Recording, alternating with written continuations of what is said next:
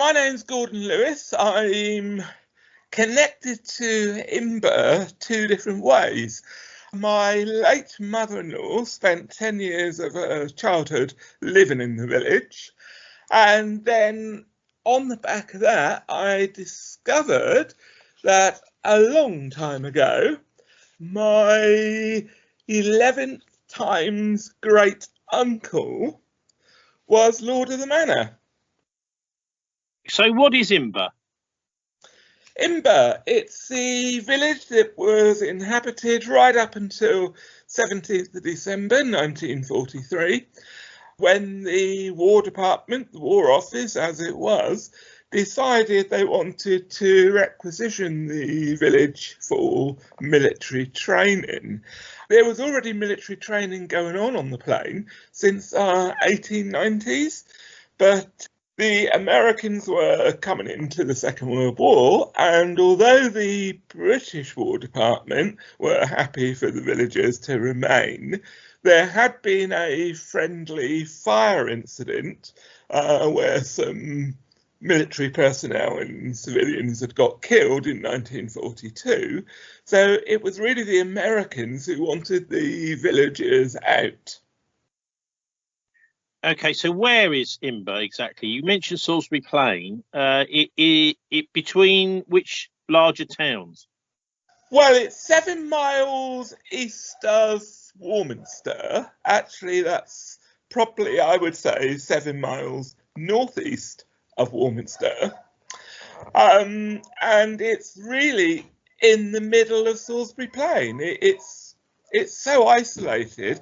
Mum-in-law always used to say that it was a very, very isolated community. Yeah, it is in, even if the military didn't use Salisbury Plain, it still would be in the middle of nowhere. Okay, so let's first of all hear a bit about your relatives. So your mother-in-law and also this Lord of the Manor. Yes. I'll begin with the Lord of the Manor because we don't know too much about him, but his name was Thomas Ayliffe, and he came from quite a wealthy Wiltshire family. He was descended from a man called Sir John Ayliffe.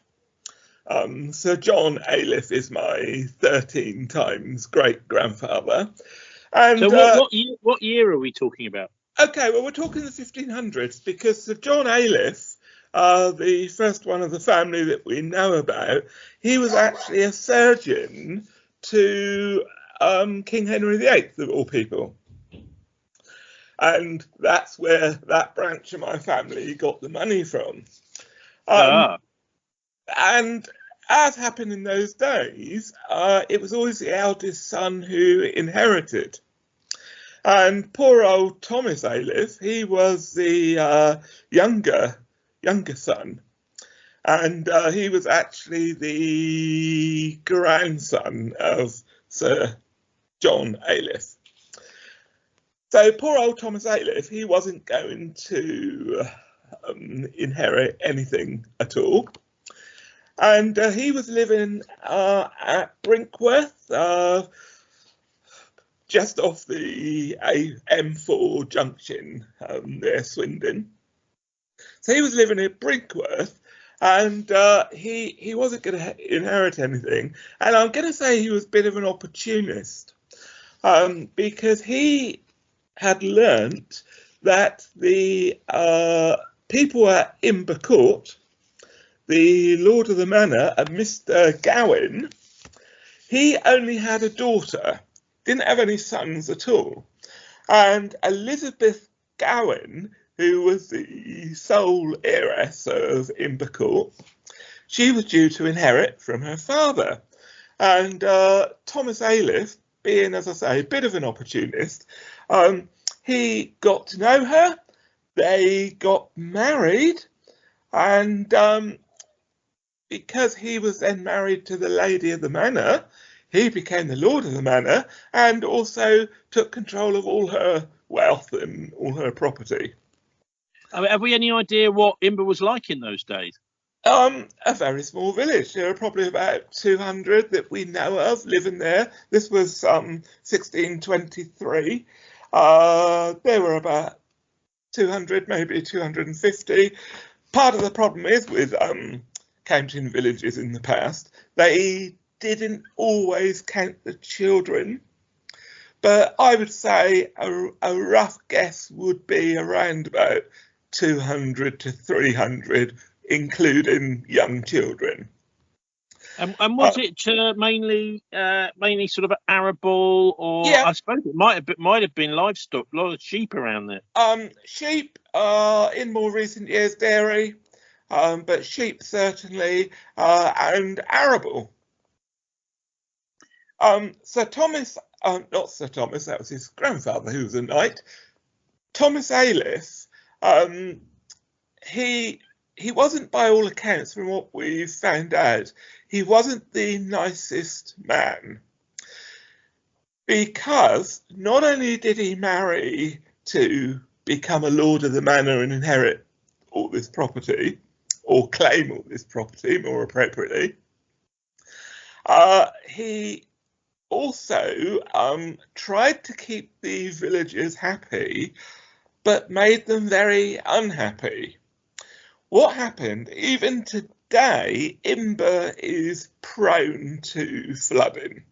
It's in a valley. The main road goes through, and it doesn't take a lot of rain for the main road through the village to flood. There's also a stream there called Imber Dock, but people visiting Imber today don't actually see Imber Dock because the MOD have covered it in. But rain is rain, it still floods the road even with the stream covered in. Now, Thomas Ayliffe, the villagers appealed to him because they were basically fed up with walking through water, and you can understand that with the weather we're having lately. So they were a bit fed up with walking through water, particularly in winter. So they appealed to Thomas Ayliffe in his role as Lord of the Manor, and they said, can he do something about the water, the flooding?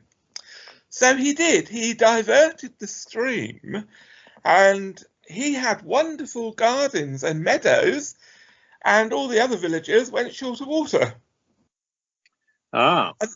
So, he was doing it to his own advantage. And then there was a heavy storm, and water will always find its natural course.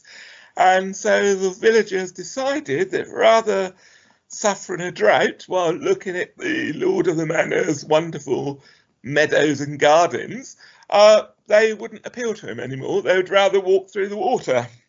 Right. Okay, so... Yep. Carry on.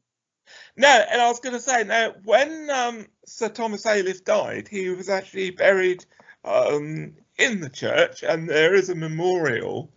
And it's really, really strange, because sometimes, bearing in mind he is known for diverting the water and depriving the villagers of any water when they needed it, because obviously diverting the stream, they couldn't even get water for their cooking, drinking, growing their own vegetables, that sort of thing. But his memorial in the church, now I'm sure there is a scientific reason, but quite often his memorial is always wet to the touch. So sometimes you can actually see water running down his memorial. Well, look, I mean, the interesting thing is, of course, that Imber is now completely closed to the public since World War II. What about the slightly closer memories with your late mother-in-law? What was she able to tell you about life there? Well, she moved there when she was 4 years old. Although she came from a long-standing Wiltshire family, her father had been working just across the border in Somerset. But he got the opportunity to work for a farm in Imber, so they moved to Imber just after the end of the First World War, 1918. So mum-in-law can remember she was one of 10 children. She was in the middle, and number 11 was born after they'd left the village. But she could remember, I mean, as far as she was concerned, from the age of 4 to 14, Imber was her life. She went to the village school. She knew all the local characters, including Albert Nash, the village blacksmith. Her uncle, her father's youngest brother, he also went to work in Imber, and he married one of the, who are affectionately known as the Carter twins. He married Daisy Carter, one of the twins. Daisy's stepmother and father, they ran the village shop and post office. And that's one of the reasons why there's so many photographs of old postcards of Imber, because Daisy Carter's father was an early 20th century amateur photographer. And because there was already a strong military presence, during the 1920s, he worked out that soldiers would like to write home to mums, wives, girlfriends, etc. So if he had some of his photographs printed as postcards, his wife could sell the postcards and the stamps in the post office. So, you know, bit of local economy going on there. So my mum-in-law, she knew, obviously, her Uncle George and Daisy. She knew Mr. and Mrs. Carter. She went to the village school. I mean, there were probably, we've got a photograph of her at the school, and across all age groups. I'm looking at a picture as I'm saying this, and I would say there was probably no more than 24 children in the village school, from the age of about 5 up to 10, 11. And yeah, I mean, Dolly, I call her Dolly because that's the title of the book, Dolly's Imber, which is a short recollection that we got her to write down. Like always, you think your parents are going to live forever, so we left it a little bit too late to start writing things down. But yeah, so those 10 years of her life in Imber, she would go to church 3 times on a Sunday. They lived at the bottom of the hill in Church Street. They would go up to Eucharist, morning Eucharist on a Sunday morning. She would then have to go to Sunday school in the afternoon, and they would then go to evensong in the evening. So 3 times on a Sunday, she was expected to go to church with her parents and the rest of the village, because those days everyone did go to church on a Sunday. Doesn't sound much like a day of rest, does it? Well, no, I grew up in the church, and I sometimes say that myself. Was Sunday's really a day of rest? But there was also a Baptist chapel in the village, and mum-in-law used to call the people who went to the Baptist chapel ranters.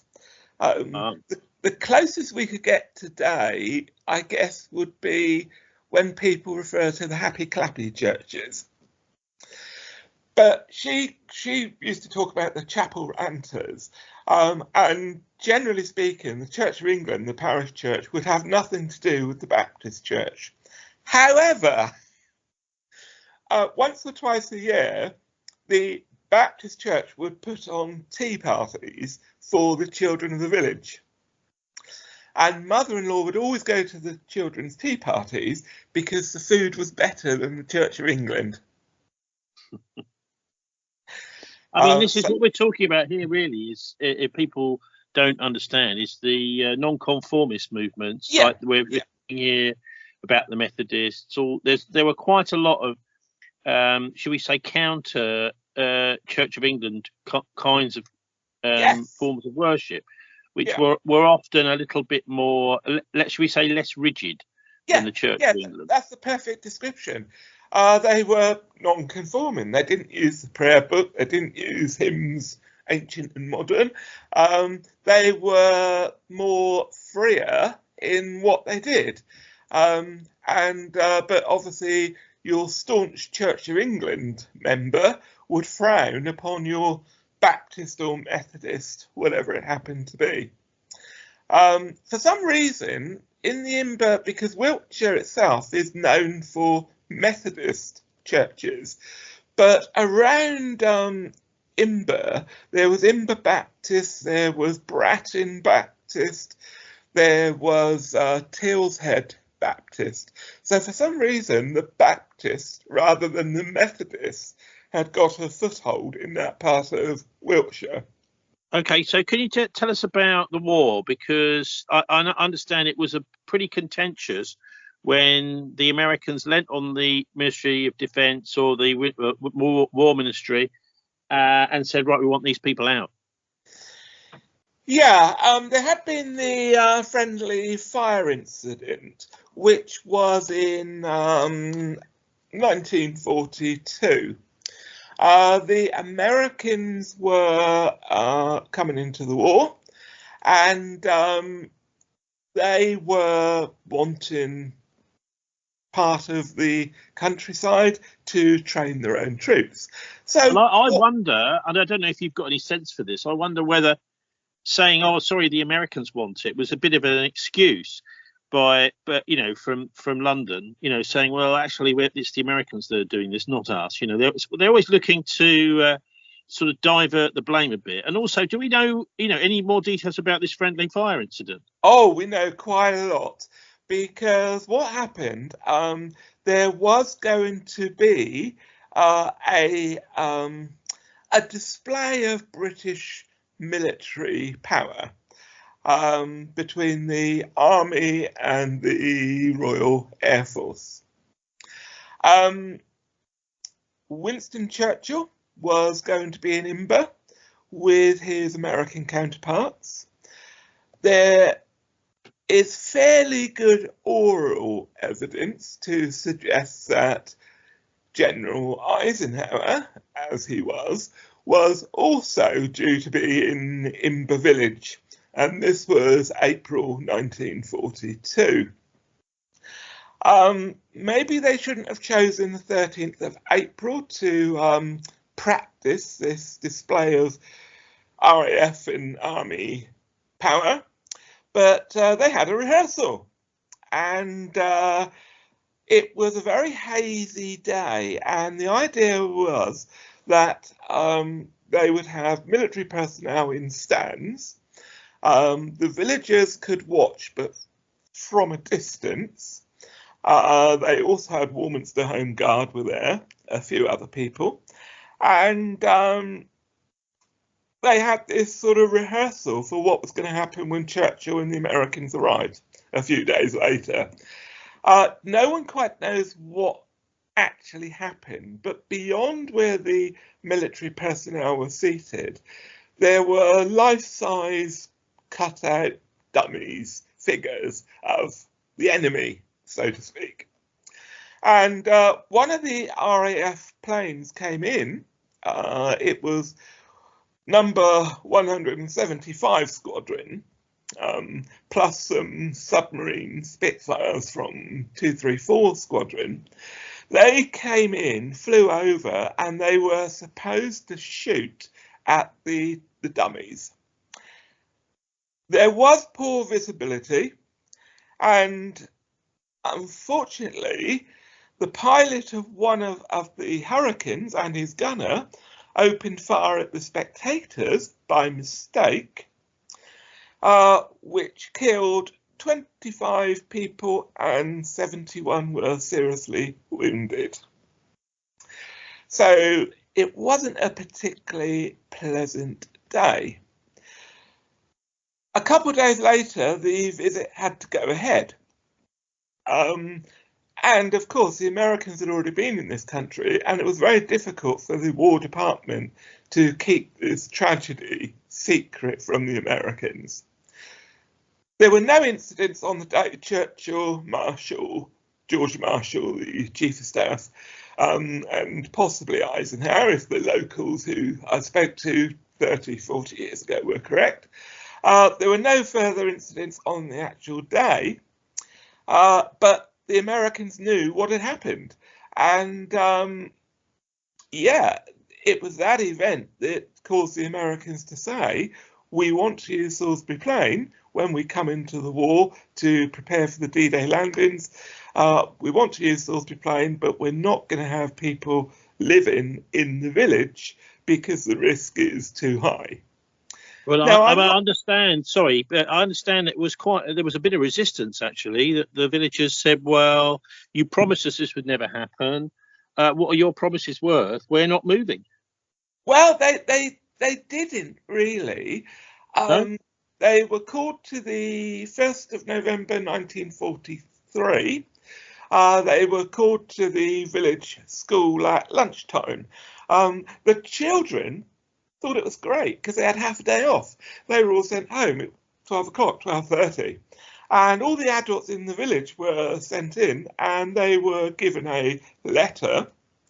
And they were told that they had to leave the village by the 17th of December.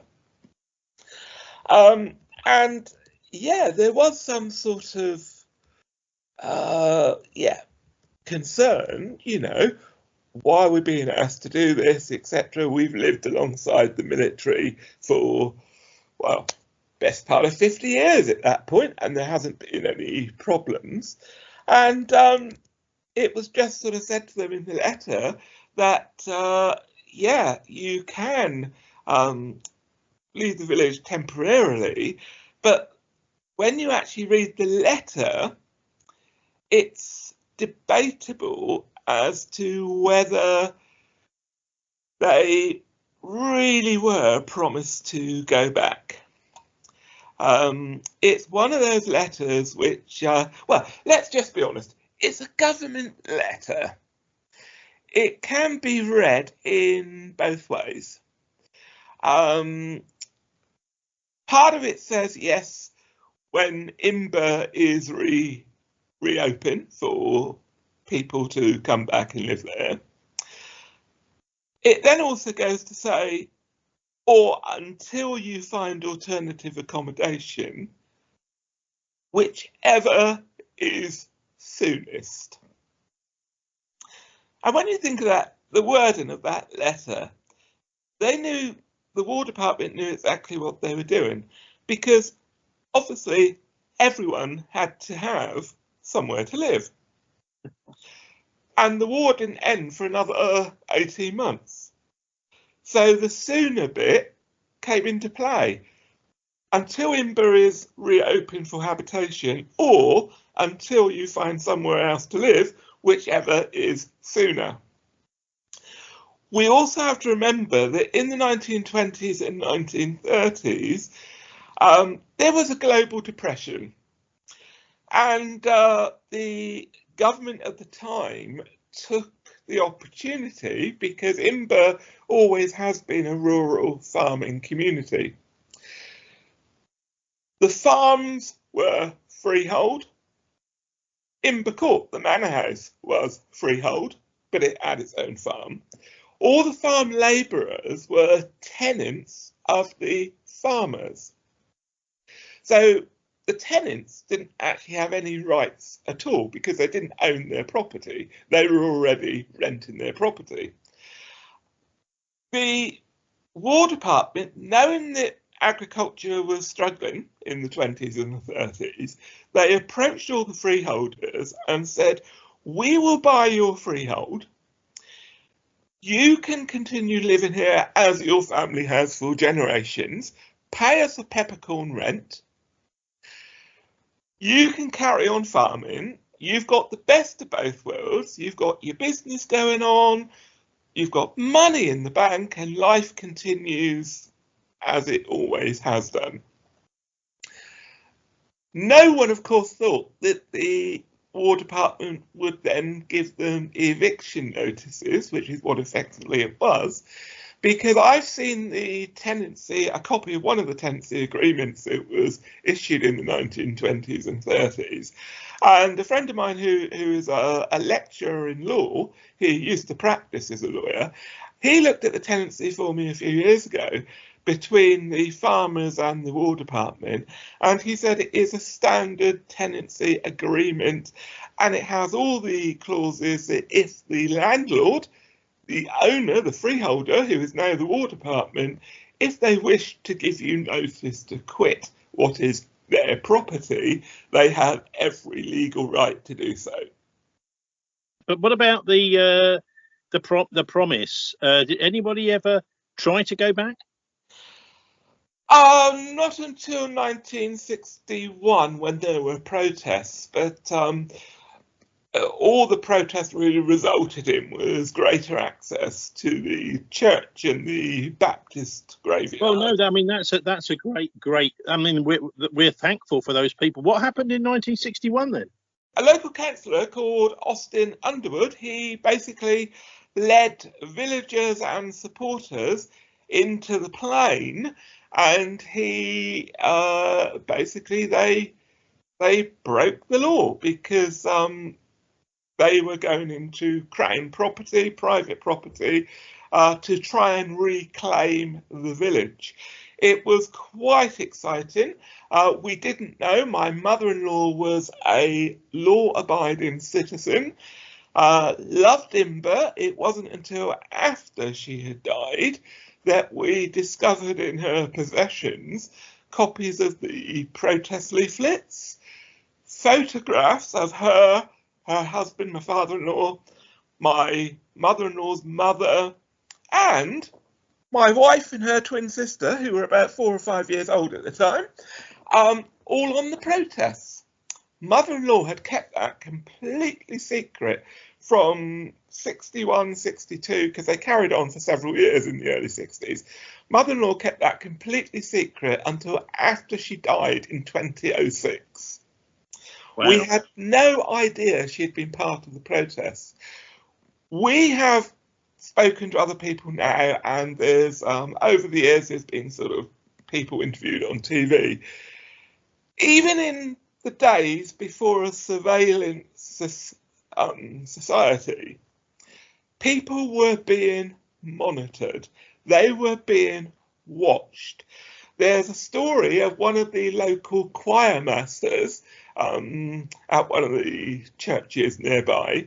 He had joined the protest, and on the Sunday morning, he noticed a car sat outside his house. Didn't think anything of it until he drove to the church and got out outside the church and realised the same car was down the road, having followed him. And after the service, the car was still there, and then the car just drove off. They tracked people down through their registration numbers. People were being followed, people were being threatened, but Austin Underwood, he kept campaigning. He wasn't going to give up. And effectively, it was, by the end of the sort of 60s, it was very much a compromise agreement.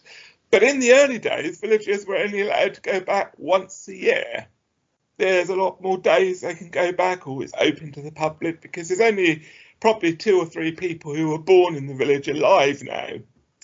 Where was Austin based? What is it? I'm imagining Warminster, because that's the nearest large town. He was a Wiltshire County councillor, which village? I want to say he came from, yes, he came from Amesbury, which of course is not too far across from Imber, as the bird flies, and definitely not too far from the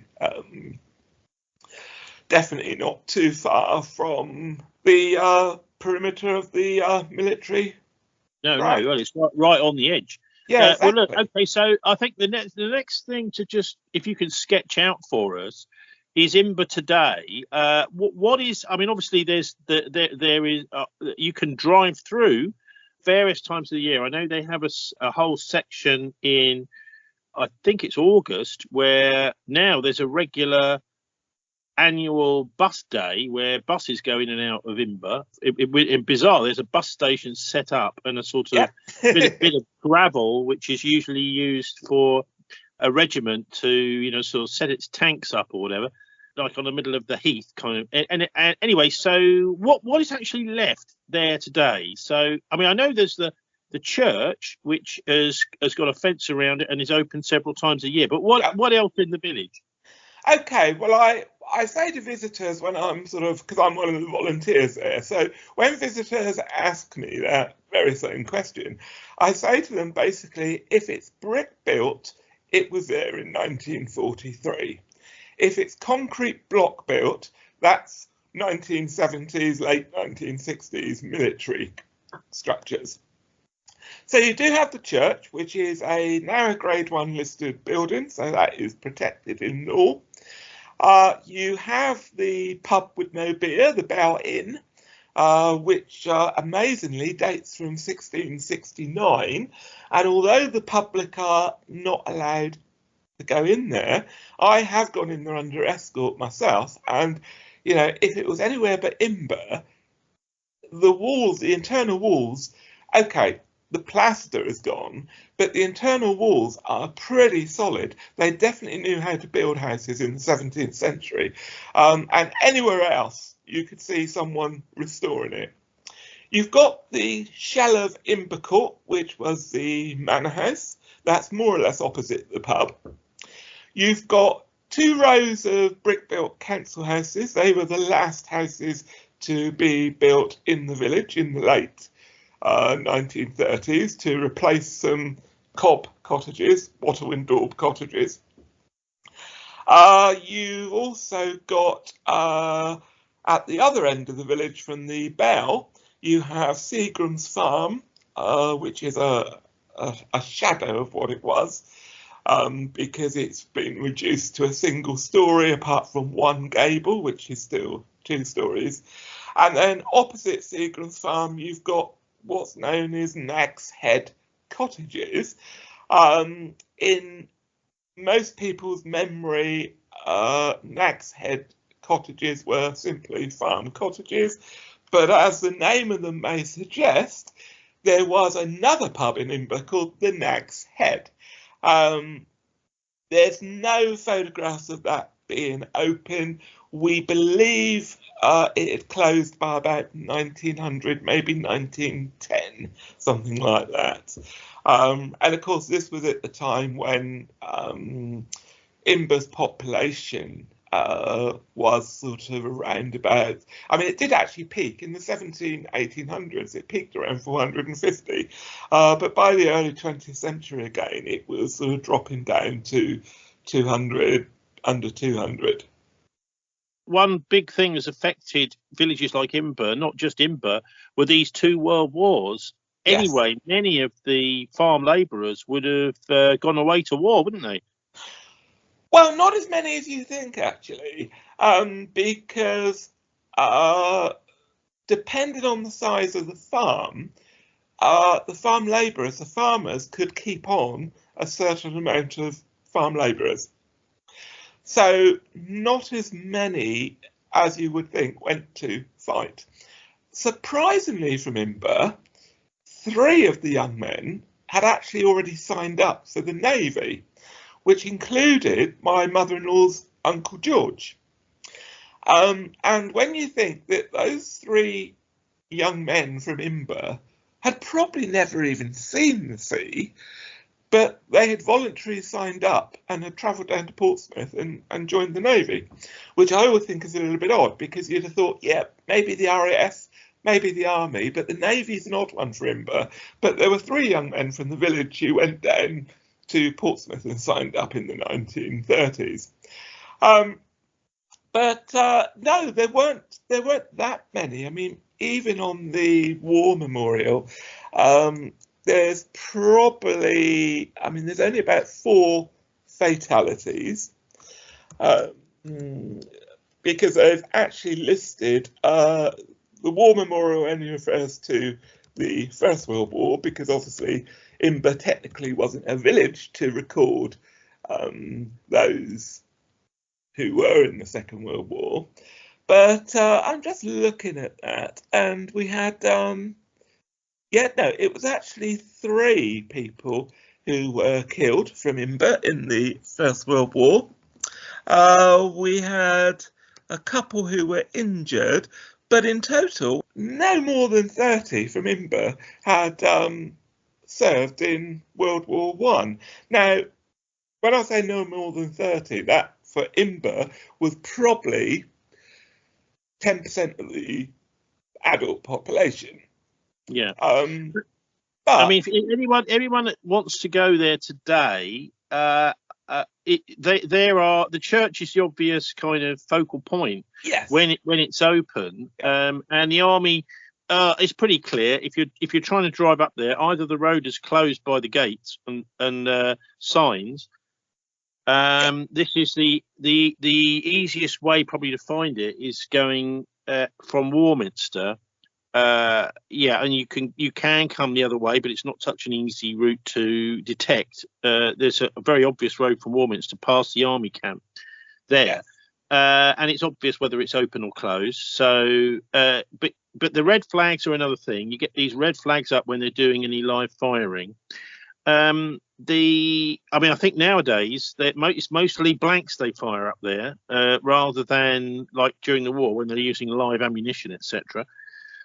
So what are the rough? I mean, as someone that volunteers up there, what times of the year generally is it open? Well, for anyone who wants to visit, imberchurch.org.uk is the place to go online, because that will not only tell you when the village is open to visitors, it will also tell you if the village is closed at short notice, because unfortunately, as we've already mentioned, we're living in perilous times. And the MOD reserve the right to close the village at short notice. It is normally open from Good Friday to Easter Monday. It is then open for the bus day, which is normally a Saturday, the middle Saturday of August. But for the bus day, you cannot drive into the village. You must travel from one of the Imber buses from Warminster station. And there is I would suggest Warminster is not the place to start. We tried that one year, and the queues are massive. There are other places around that part of the plain which have got their own little village bus services. I think is it Tills Head has got a bus service? Chittern, there are a few. Chittern. There are a few of the other villages where you can pick up the bus without having to queue for queues. Yes. But Warminster for most people is the focal point where they are happy to queue. But yes, if you know Wiltshire, you can get the train to there as well, which helps, doesn't it? Exactly. But if you do know Wiltshire and you're happy to park in one of the villages, yes, you're totally right. There are other villages you can park around and get the bus into Imber Village. So that's Easter and middle of August, bus day. Easter is just open to vehicles. There's no buses at Easter. Bus day we're open, but you have to travel in and out of the village by bus. We're normally open August bank holiday from the Saturday, Sunday and the bank holiday Monday. We are also open between Christmas and New Year. And coming up this Christmas 2024, we've actually been given an extra day. We normally only have 4 days. So we're open the 29th, 30th, 31st of December, 1st and 2nd of January. And you are able to come in by car from Warminster is the best way if you're driving in by car, because it is easier to find. If you know Wiltshire, you can come in from the eastern side.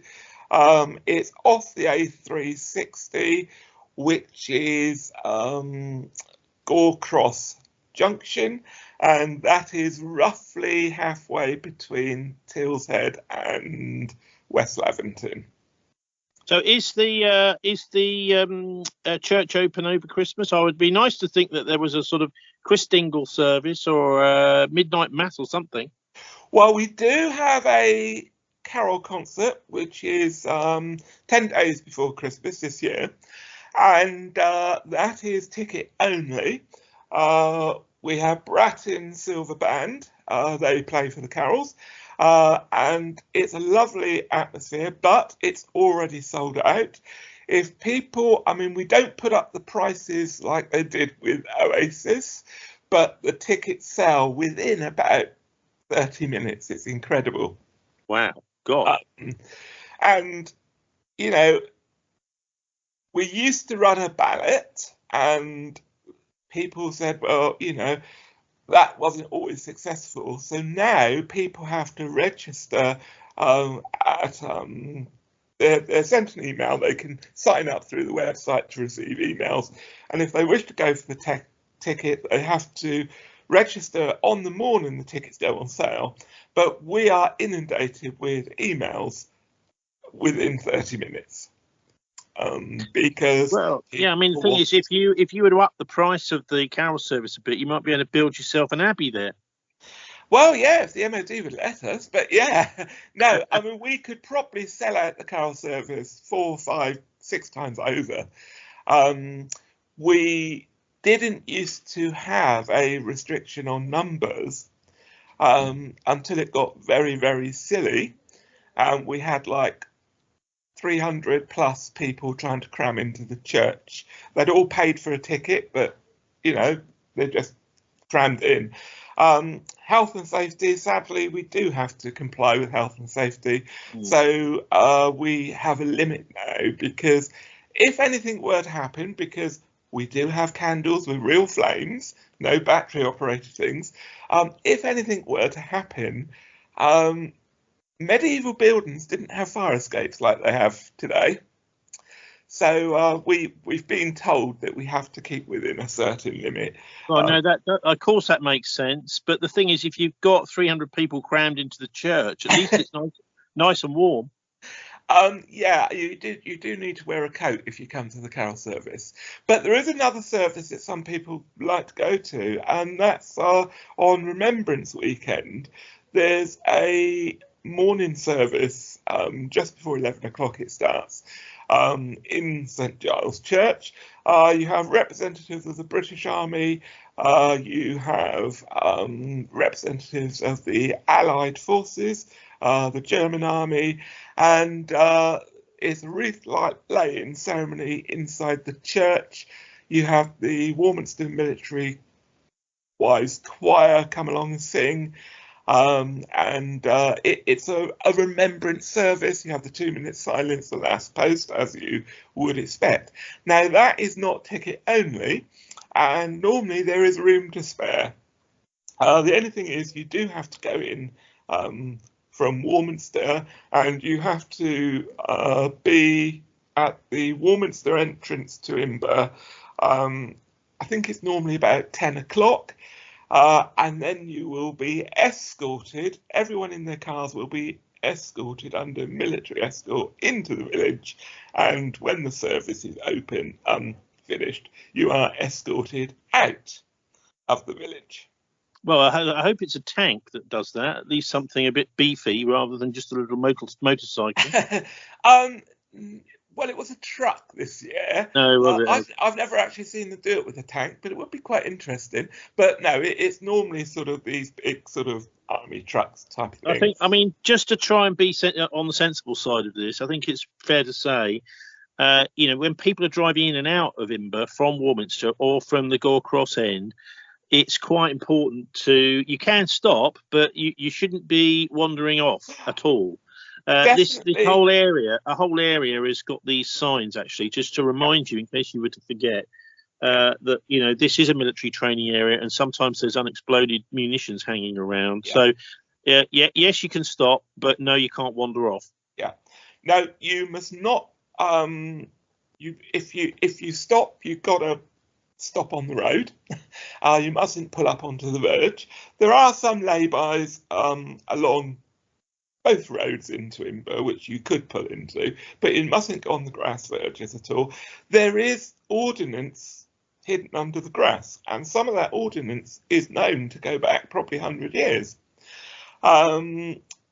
Also, although a lot of the ordnance they use is dummy weapons, bullets and that sort of thing, there is still an element of gunpowder in them. And I went round with one of the wardens a few years ago, because before the village is open to the public, they do a sweep of the village.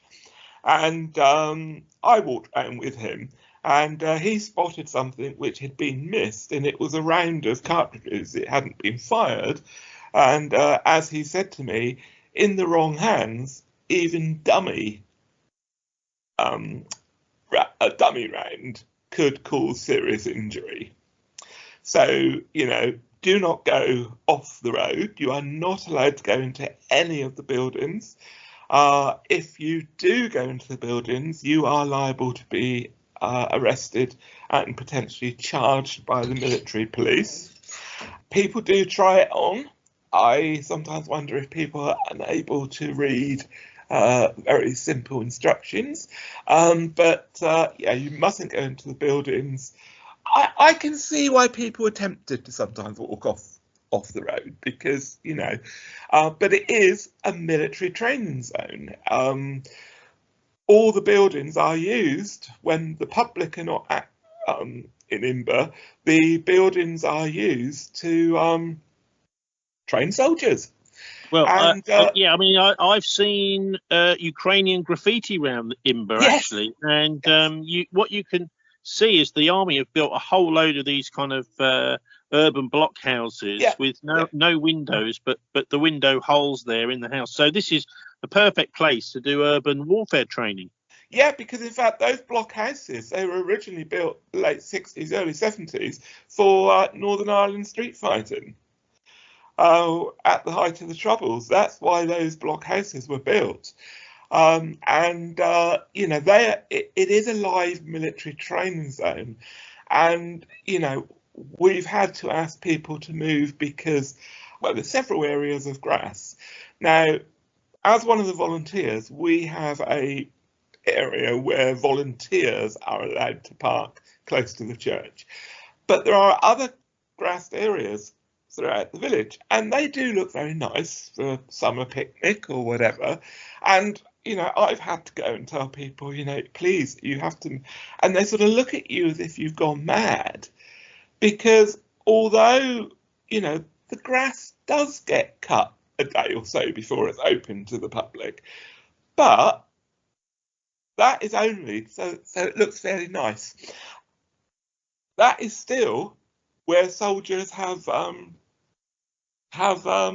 been training, and there could be anything under the grass from 5 years ago, from 50 years ago, from 100 years ago. So, people are not allowed to picnic on the grass. And to give an example, because when the village is open, there's no amenities, but we do bring in some portaloos for people's comfort.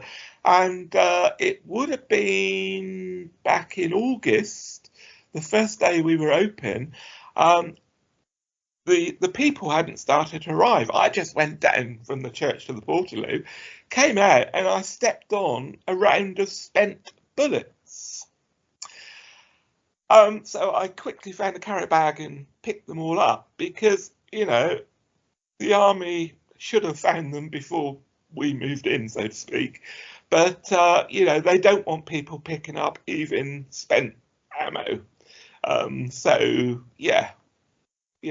We have to try and make it safe for everyone, but equally we want people to be sensible and not treat it as a theme park or whatever. No, it certainly isn't that. So just to sum up, Easter, middle of August, Remembrance Sunday, and Christmas, and the New Year, pretty much. But you can find just remind us of the church again, and then the church website, if you don't mind, and then maybe remind us of your books. The website is imberchurch.org.uk.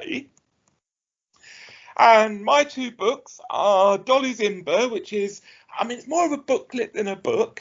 It's the memories of my mother-in-law when she lived in Imber, and it is illustrated. And the other book, which is more of a book, is called Imber Then and Now, and it's exactly as you get on the cover. It's pictures of Imber then and pictures of Imber now, because some of the original buildings are just sort of brambles and bushes, so you'd never sort of know where they were. Books are always available on sale when the church is open, and they are also on sale through that well-known global website. The only difference is if you buy them at Imber Church, the church does get a percentage of the cost to help maintain it. If you buy it through a global website, let's just say they don't give Imber Church anything. No. Okay. All right, Gordon. Well, look, so Gordon Lewis is the author. Your one special thing about all of this is it can be a bit bleak. Especially if you imagine if you're cycling for miles and miles and miles to get to Imber in the middle of nowhere, Little Imber on the Down, I think some people refer to it as, and it is kind of a bit of a ghost town. But there is one real saving grace. That's when the church has been open. There's a wonderful cafe, and you can sit in there in the warm for hours. Actually, it's not amazingly warm. A hot drink and a biscuit, £1.50. I just think it's important to have something which is a little reward at the end of it. Yes, at the end of your journey. Yeah, I have to pay tribute to the wonderful Helen, who is she's one of our volunteers, our cafe manager, if you like. She is absolutely amazing, and she is always on duty with her generator outside, her gas hob, and lots and lots and lots of bottles of water which have to be carried up the hill. Well, maybe with all the cash that's coming in from the campaign and the